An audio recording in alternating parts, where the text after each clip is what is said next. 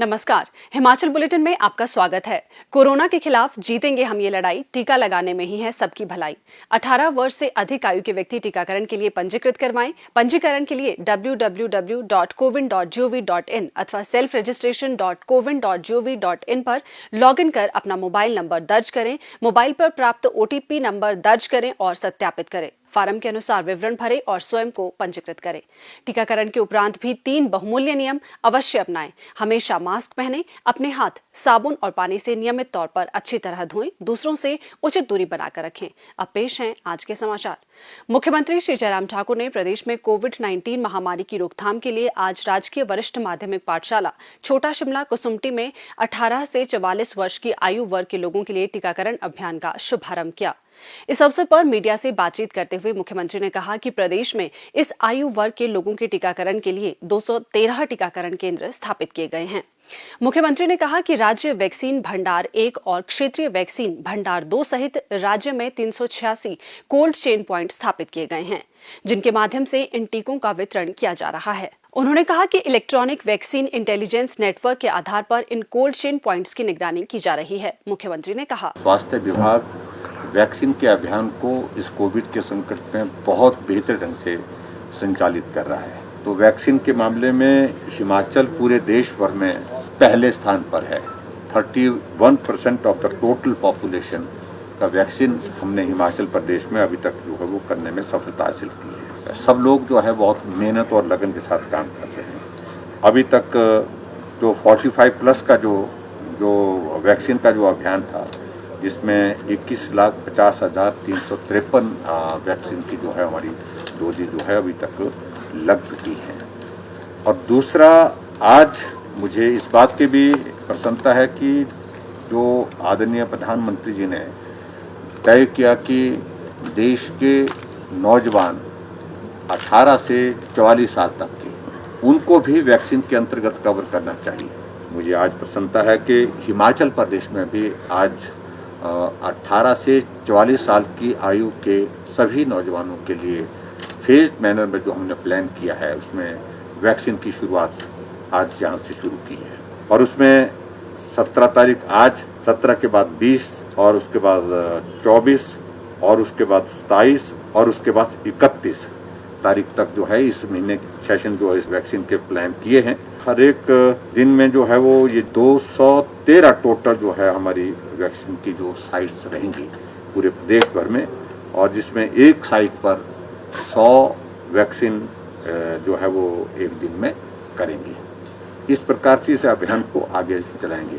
1,07,000 vaccine हमको उपलब्ध हुई है और मैं उम्मीद करता हूं कि इस वैक्सीन लगने के साथ जो हमारी नई जनरेशन है वो सुरक्षित होगी इस वायरस से।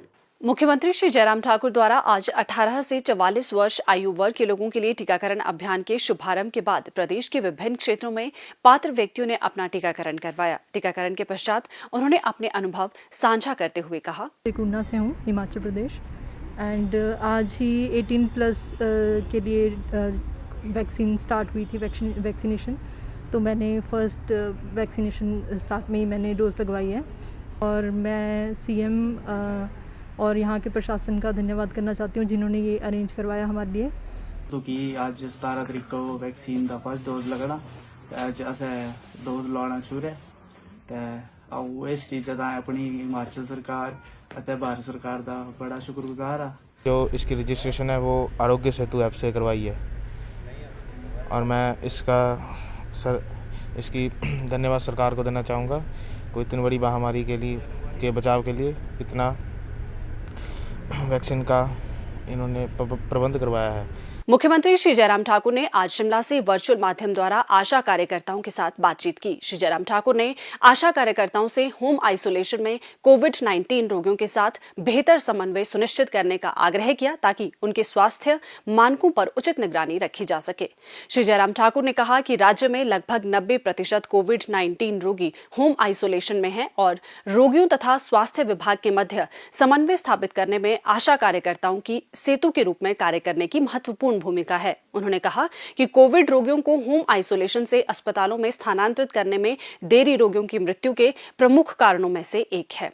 उन्होंने कहा कि आशा कार्यकर्ताओं को रोगियों के मापदंडों की नियमित रूप से निगरानी करनी चाहिए और यदि उन्हें अस्पताल में भर्ती करने की आवश्यकता हो तो उन्हें तुरंत अस्पतालों में स्थानांतरित किया जाना चाहिए। मुख्यमंत्री ने कहा कि होम आइसोलेशन में मरीजों को पर्याप्त सैनिटाइजर, फेस मास्क और जरूरी दवाएं भी प्रदान की जानी चाहिए। आशा कार्यकर्ताओं को रोगियों को दवाओं के उपयोग करने और स्वच्छता बनाए रखने के बारे में भी परामर्श देना चाहिए। मुख्यमंत्री ने कहा, टीकाकरण की अगर हम बात करें तो वो बहुत महत्वपूर्ण भूमिका उसमें आप निभाते हैं और आजकल हमारा वैक्सीन का कार्यक्रम ये भी चला हुआ है। अभी जो हमारा जो वैक्सीन जो है 45 प्लस का, उस अभियान में मुझे इस बात की भी प्रसन्नता है, सब लोगों के सहयोग से पूरे देश भर में हिमाचल पहले स्थान पर है। 31% से ऊपर हमने वैक्सीनेशन अभी तक कर ली है।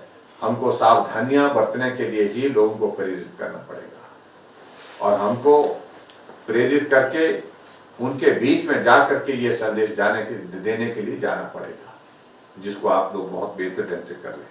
हमने पंचायती राज संस्थाओं के चुने वो प्रतिनिधियों से भी बात की, हमने नगर परिषद, नगर पंचायत के लोग, कॉरपोरेशन के जो हमारे काउंसलर्स हैं उनके साथ भी बातचीत की, वो भी लगे हैं।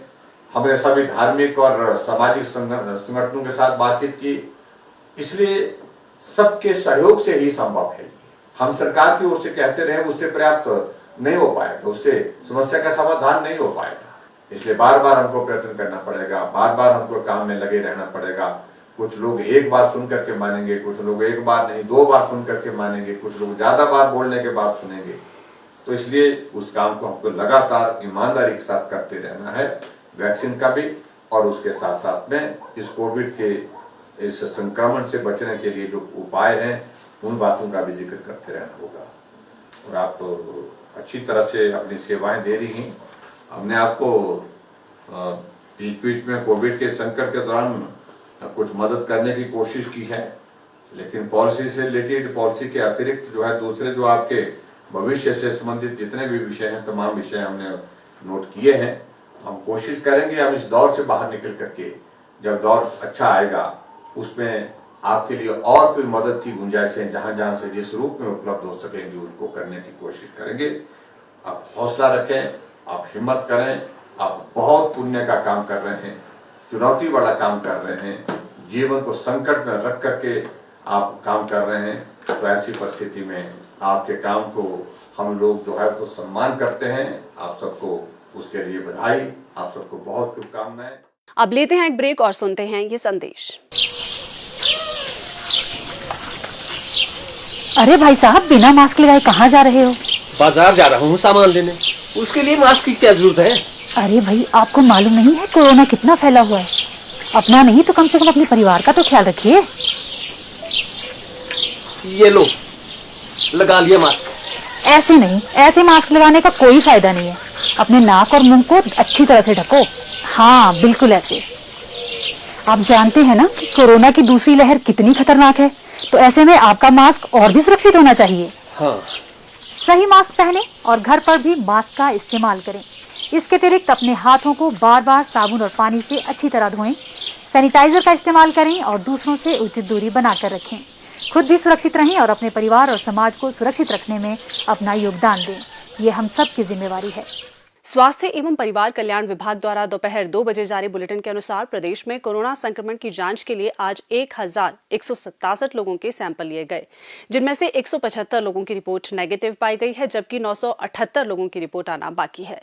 अभी तक 17,34,880 लोगों की जांच की जा चुकी है, जिनमें से 15,71,614 सैंपल की जांच नेगेटिव पाई गई है।